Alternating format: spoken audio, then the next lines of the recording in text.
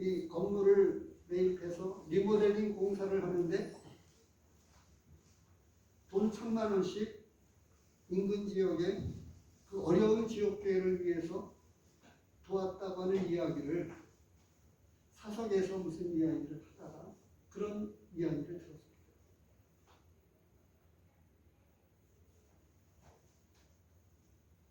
또한 인근 지역에 있는 어느 형제님은 또 사업을 하는 경우입니다만 선교지에서 정말 차가 필요한데 차를 위해서 기도해 달라고 하는데 그 형제님 부부가 자신도 아직 빚을 많이 졌었어요.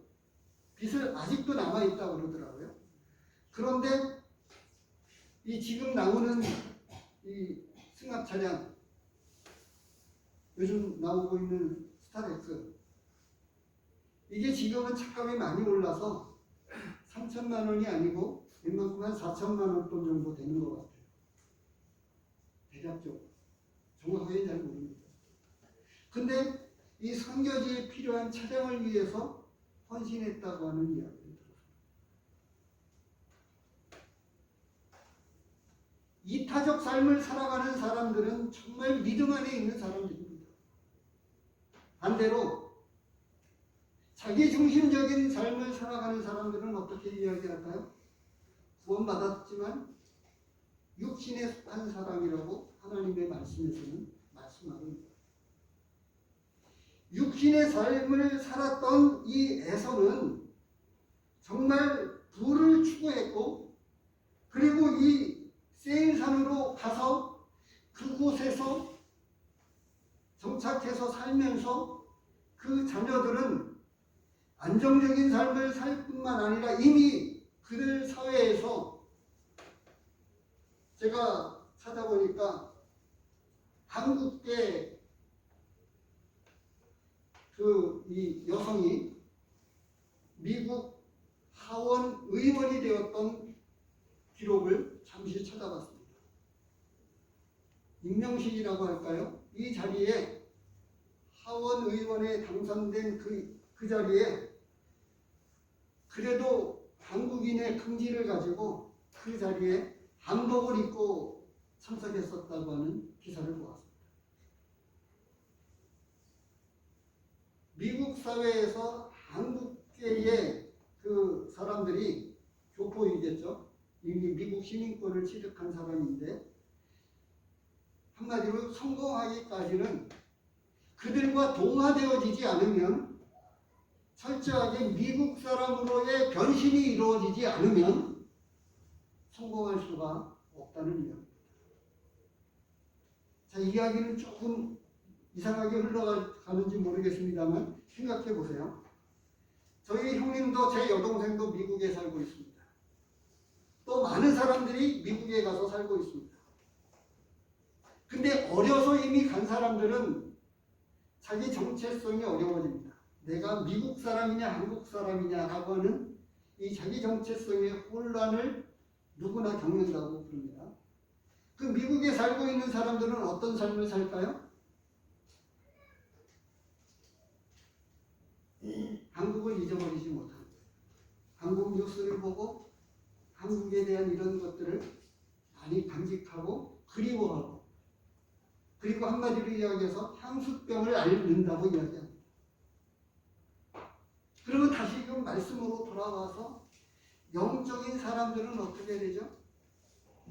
세상에 살고 있지만 하늘의 것들을 생각하고 하늘에 관한 것들을 늘상 보게 되고, 세상과 동화되어지는 사람, 그 사람은 미국 사회에서 한국에 대한 것들을 잃어버리면 잃어버릴수록 한국을 그리워한다거나 그런 생각이 별로 없는 거예요.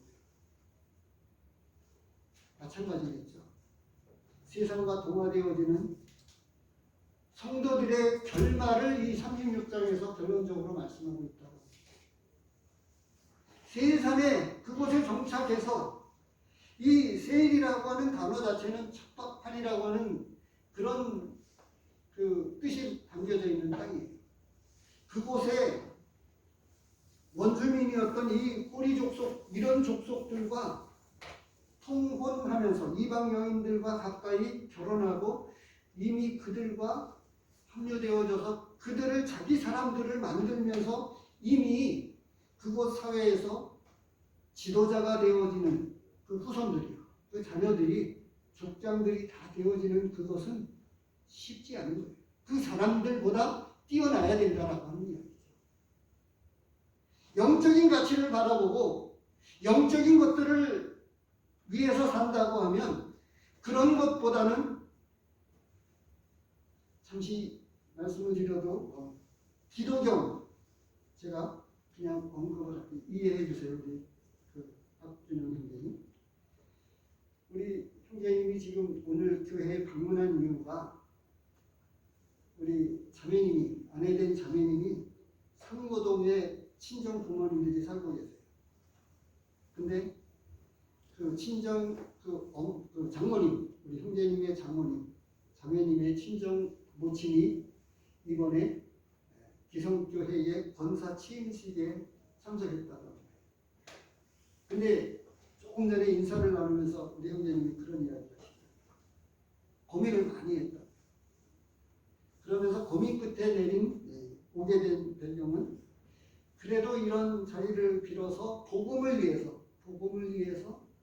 우선은 어머님의 마음, 장모님의 마음을 우선 얻기 위해서, 복음을 전하려는 마음을 얻기 위해서 축하라고 하는 자리를 빌어서 뭔가 조금 더 이렇게 되어야 나중에 복음을 전할 수 있는 기회를 만들 수 있지 않을까 싶어서 이런 선택을 했다고 이야기했습니다. 우리 성도님들도 아시고 우리 가까이에 사는 성도들의 부모님들이 있다라고 하는 것을 기억하시면서 기도해 주시면 좋겠습니다. 이 초점이 영혼 구원을 위하고 이 영적인 가치들을 보면서 시도하는 것, 이것이 우리 진정한 믿음을 가지고 살아가는 사람들입니다. 그런데 에서의 후손들은, 자녀들은 그 시대의 그 문화에 동화되어서 이미 동화되었을 뿐만 아니라 한 걸음 더 나아가서 그들보다 더 뛰어난 사람이 되기 위해서 모든 것을 걸었다고 합니다. 언제나 그렇습니다만 부자는 그냥 저절로 부자가 되는 게 아닙니다. 그만한 대가를 치르고 노력을 했기 때문에 부자가 되는 거예요. 영적인 부자 마찬가지입니다. 이번에 대전에 올라가서 사촌 동생 집에 하룻밤을 묵었는데 성경책이 있는데 아침에 새벽에 일찍 일어나서 눈이 떠졌어요. 성경책을 읽어보니까 저는 깨끗하거든요. 일부러 저는 줄이나 메모를 전혀 하지 않습니다. 왜냐하면 다시 성경을 보게 되면 줄을 긋거나 메모를 하면 이미 새로운 것들이 제게 없고 줄을 그으면 눈에 먼저 들어오니까 이 영적인 새로운 것들을 얻는 데에 장애를 받기 때문에 어쩌면 이것이 다시 떨어져서 새 책을 지금 사야 되겠다 하는 생각을 내가 갖고 있습니다. 근데 제 동생 성경책을 보니까 각각의 줄들이 커져 있고 메모가 쳐져 있고 구원받은 지가 그래도 이제 조금은 되었는데 이미 얼마나 말씀을 가까이 하는지를 성경책의 흔적을 통해서 볼 수 있더라고요. 동생이지만 정말 기뻤습니다. 그리고 그 재수 씨 같은 경우에도 마찬가지였습니다. 보니까 이 여러 가지 일로 지역교회 안에서 충성되이 섬겨가고 있다고 하는 이야기를 거기서 사역하고 있는 형제님에게서 들었습니다. 에서와 그 자녀들은 세상을 가까이 하고 세상과 동화되어져서 그 번영을 추구했습니다. 그래서 이 족장들로 그 자녀들이 소개가 되고 있죠. 이 36장에 보면 그냥 이것을 말씀으로 이렇게 기록된 이유는 에서의 결말을 보여주기 위한 구체적인 내용들을 말씀해주고 있다고 합니다. 그리고 22절 말씀을 보시기 바랍니다. 로단의 자녀는 호리와 헤만과 로단의 누이 딥나요 라고 이렇게 되어 있고, 25절에 보면 아나의 자녀는 디손과 오홀리바마니, 오홀리바마는 아나의 딸이며 라고 되어 있어요. 근데 이 2절에서 보면 오홀리바마를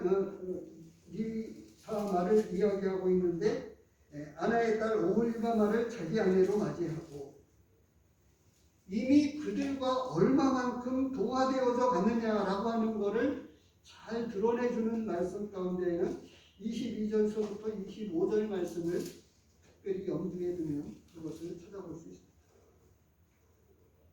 그리고 이 31절 이후에 이 이스라엘 자손을 다스리는 왕이 있기 전에 에돔 땅을 다스리던 왕들이 있었는데, 그들이 이렇게 왕들이 세워져 가는 중에 문제는 에돔의 자녀들이, 에돔의 후손들이 그곳에서 족장들로 이렇게 세워져 가면서 동화되어져 갔는데, 결론적으로 43절 막디엘 족장, 이람 족장이라 이들은 그 구역과 거처를 따른 에돔 족장들이며 에돔 족속의 조상은 에서더라. 무슨 이야기죠? 이삭의 큰아들 에서가, 장자가 결국은 이방의 족속들로 바뀌어졌다, 탈바꿈되었다, 이 결말이 이렇게 됩니다. 세상을 가까이 하면서 떨어져 나간 거예요. 약속의 자녀들에게는 에서까지였는지, 에서 그 자녀들까지였는지 모르지만 뚝 떨어져 나가서 결국은 하나님의 약속과는 거리가 먼 에돔의 족속들이 되었고, 이스라엘 백성들을 힘들게 하고 괴롭게 했던 에돔 족속이 되고, 그런데 그 조상은 에서였다, 이렇게 말씀해 줍니다. 신약이나 구약이나 어떤 것을 우리에게 말씀해 주냐면 세상을 사랑하지 말아라 라고 말씀을 해주고 있습니다. 세상에 있는 것이 무엇이라고요? 이생의 자랑과 안목의 정욕과 육신의 정욕, 이런 것이 전부 다라고 우리에게 말씀해 주고 있는데, 우리는 뭔가 시작은 그런 거예요. 너무 힘드니까 안정된 삶을 조금 살아보면 어떻겠느냐 라고 이야기를 하고 있는데, 믿음으로 살게 되면 안정된 삶을 살 수가 없습니다. 현실적으로 제가 한 몇 가지를 말씀을 드릴까요? 안정된 삶을 살기 위해서 나름대로의 이 경제적인 안목을 가져야 됩니다. 아파트 집값이 올라가니까 어느 아파트를 사면 좋겠다라고 생각을 하게 되면, 자, 큰 돈이 있어서 아파트를 뭐 부모님에 의해서든 어떻게든 이렇게 사게 되면 어찌됐든 할부가 들어가겠죠.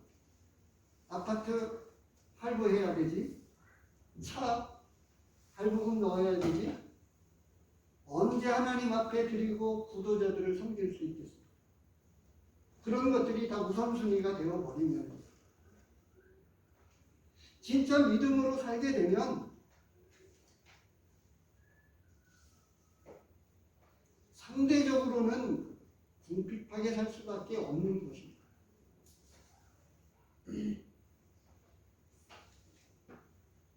그런 가운데에서 1순위를 아마 성도님들도 그렇게 이해하시리라고 생각이 됩니다. 10의 1조는 반드시 계명이 아닙니다. 그럼에도 불구하고 10의 1조는 하나님의 축복의 이런 말씀이라고 하는 사실을 말라기에서도 말씀하고 있고, 또 아브라함 때서부터, 율법이 있기 전서부터 이 하나님의 말씀은 우리에게 말씀해 주고 있습니다. 그래서 제가 오늘 아침에도 그 글을 보면서 넣어드렸습니다만, 우리의 헌신의 정도는 영적인 가치를 내가 증명해내는 거예요. 내가 하나님 앞에 헌신하는 것, 거기에 적합한 말씀이 뭐죠? 죄가 더한 곳에 하나님의 은혜가 넘쳤다라고 하는 거예요.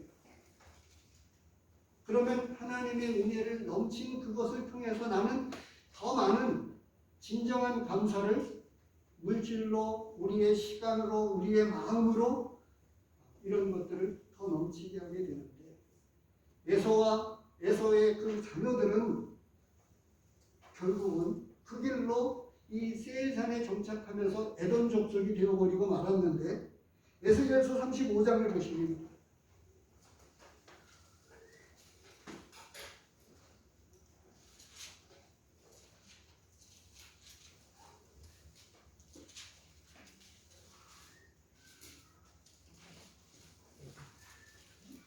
1절서부터 7절까지 읽겠습니다. 또 여호와의 말씀이 내게 임하여 이르시되, 인자야, 내 얼굴을 세일산으로 향하고 그에게 예언하여 이르기를, 주 여호와께서 이같이 말씀하시되, 세일산아, 내가 너를 대적하여 내 손을 내 위에 펴서 내가 황무지와 공포의 대상이 되게 할지라. 내가 내 성읍들을 무너뜨리며 내가 황폐하게 되리니 내가 나를 여호와인 줄 아니라. 내가 옛날부터 하늘 품고 이스라엘 족속의 환난의 때 곧 죄악의 마지막 때에 칼의 위력에 그들을 넘겼도다. 그러므로 주 여호와의 말씀이니라. 내가 나의 삶을 두고 맹세하노니 내가 너에게 피를 만나게 한즉 피가 너를 따르리라. 내가 피를 미워하지 아니하였은즉 피가 너를 따르리라. 내가 세일산이 황무지와 폐허가 되게 하여 그 위에 왕래하는 자를 다 끊을지라. 세일이 어떻게 되었다고요? 하나님의 저주를 받아서 무서운 심판을 받게 되므로 황무지가 될 것이다. 이렇게 말씀하고 있습니다. 이미 앞선 저기에서도 많은 말씀이, 그런 말씀들이 많이 나와 있었는데요. 세일산을 바라보고 그 부를, 안정된 삶을 추구하고 번영을 추구해서 나갔던 에서와 그 후손들은 세상에서 보면, 세상적 가치의 눈으로 보면 그 후손들은 잘 되었고 성공했습니다. 그런데 결말이 어떻게 되었다고요? 하나님의 약속에서는 멀어진 결국은 이방 족속으로 남게 되었다라고 말씀을 하고 있고, 에스겔서 말씀에서 결국은 하나님의 저주를 받아서 그 땅은 황폐하게 되고 하나님의 심판을 받게 되었다. 에서의 후손들이 정착해서 살았던 그 후손들, 결국은 결말이 그렇게 되었다라고 합니다. 어떻게 해야 할까요? 우리의 후손들, 우리의 자녀들에게 물질적인 부를 안겨주고 그것을 추구하다 보면 결말이 그렇게 되어진다고 하나님의 말씀은 말씀해주고 있습니다. 경고하고 있습니다. 뒤를 돌아봄으로 소금 기둥이 되었다고 하는 말씀도 이미 우리는 선고했습니다. 세상을 향해서 세겜 땅에 머물렀을 때 일어났던 일들도 말씀해주고 있습니다. 세상의 구경거리를 구경하러 나갔다.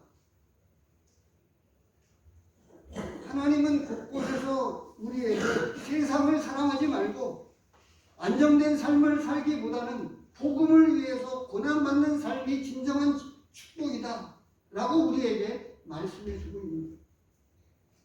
이러한 것들은 구원받은 그 이상의 삶을 우리에게 말씀해주고 있는 거예요. 영적인 진정한 축복이 무엇이냐? 하나님과 교제하고 그 영적인 진리 안에 머무르면서 하나님께서 진짜 축복해 주시는 그 축복을 받는 것.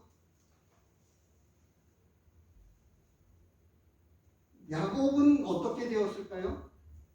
에서는 이미 그 후손들은 세일상에 정착해서 안정된 삶을 살고 이미 부족을 이루고 족장들이 되어져서 그렇게 되었지만, 야곱의 후손들은 아직 고난의 삶을 살고 어떻게 되었죠? 결국은 요셉이 요셉의 이야기가 나중에 등장을 하게 되는데 그 배경을 전체적으로 보면 이 야곱의 자녀들이 그 요셉을 시기해서 팔고 결국은 그 가뭄 때문에 애굽으로 피신하게 되었죠. 그리고 잠시 애굽에 가서 이 요셉 때문에 일정한 안정된 삶을 살다가 그들이 섬기고 있는 이 하나님 때문에 세상 나라였던 이 애굽은 이스라엘 족속, 이 유대인들을 가만두어서는 안 되겠다. 결국은 그들에게 무거운 짐을 지워지게 해서 그들이 번성하지 못하도록 막아야 되겠다. 그렇게 되면서 결국은 애굽에서 출애굽하게 되지 않습니까? 에서와 야곱의 그 이후의 후손들의 삶을 보면 야곱은 여전히 안정되지 못하고 세상적인 가치 기준을 놓고 봤었을 때 이미 에서는 큰 부족 국가를 거느리면서 안정되고 이미 세상 사회에서 성공된 사람들로 남았습니다. 근데 그것이 축복이었다고 말씀해 주고 있습니까? 아니라고 하는 거죠. 하나님의 약속에서 멀어져간 결국은 이방 족속이 되었다고 말씀해 주고 있는 거예요. 우리의 자녀들과 지금 우리가 추구해야 되는 것, 영적인 가치에 눈을 뜨고 하나님의 생각을 바라보면서 이런 삶을 살아야 되겠다라고 하는 것들을 우리에게 말씀해 주고 있습니다. 시편 49편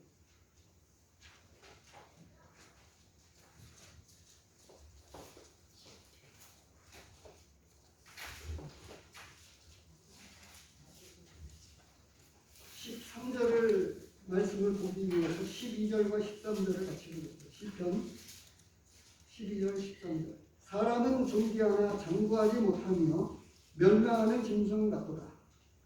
이것이 바로 어리석은 자들의 길이며 그들의 말을 기뻐하는 자들의 종말이로다. 에서의 종말, 에서의 그 후손들의 종말이 무엇인가를 우리에게 말씀해 주고 있습니다. 히브리서 13장입니다.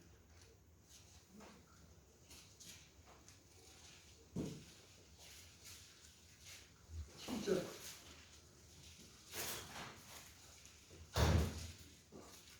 하나님의 말씀을 너희에게 일러주고 너희를 인도하던 자들을 생각하며 그들의 행실의 결말을 주의하여 보고 그들의 믿음을 본받으라. 히브리서 이 11장에서 믿음의 수많은 사람들이 다 나그네로 고난받는 삶을 살았다라고 말씀을 해주고 있어요. 그들의 결국이 영적인 가치를 위해서 살았기 때문에 이 세상에서는 고난받고 어려운 삶을 살았지만 그들은 또 다른 표현으로 믿음의 영웅들이 되었다고 말씀을 해주고 있습니다. 한 구절 말씀을 보고 마치고 시편 73편입니다.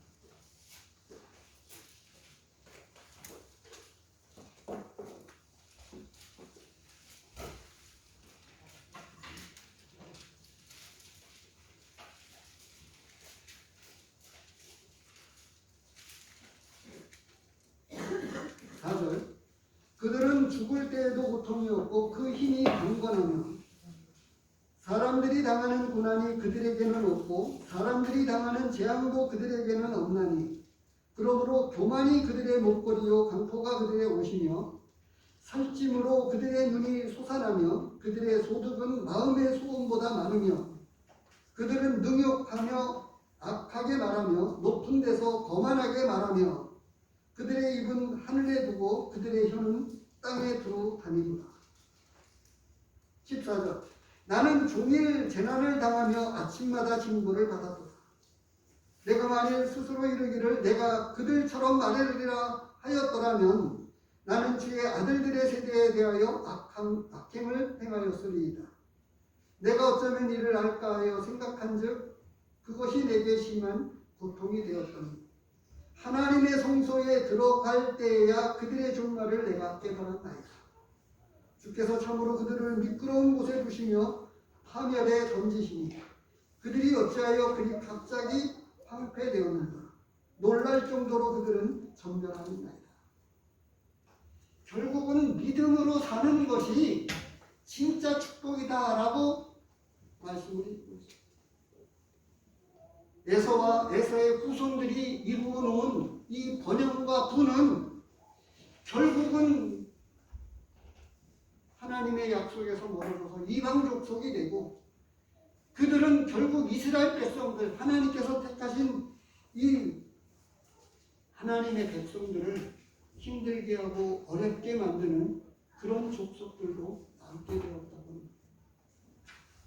하나님은 영적인 가치를 그렇게 우습게 여겼던 에서에 관한, 에서의 후손들에 관한 이 많은 이야기들을 하는 이유는 이런 삶에 거울이 되어서 우리는 그런 삶을 살지 않고 우리의 자녀들과 우리의 믿음의 후손들이 하나님의 약속을 통해서 영적인 가치들을 발견해 나가면서 이 세상에 잠시 받는 어려움과 고난을 두려워하지 말고 기쁘게 받으면서 언젠가 우리에게 보상으로 갚아주실 영원한 시간 속에서 영원하게 보내게 된 그곳에서 우리의 눈물을 닦아내고 죽음도 없는 그곳에서 우리를 축복하실, 그리고 많은 상급으로 갚아주실 그 하나님을 바라보게 되는 저와 우리 성도님들이 되시기를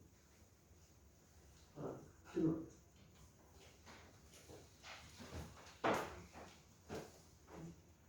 아버지 하나님, 감사합니다. 저희로 세상적인 일에 관심을 끊을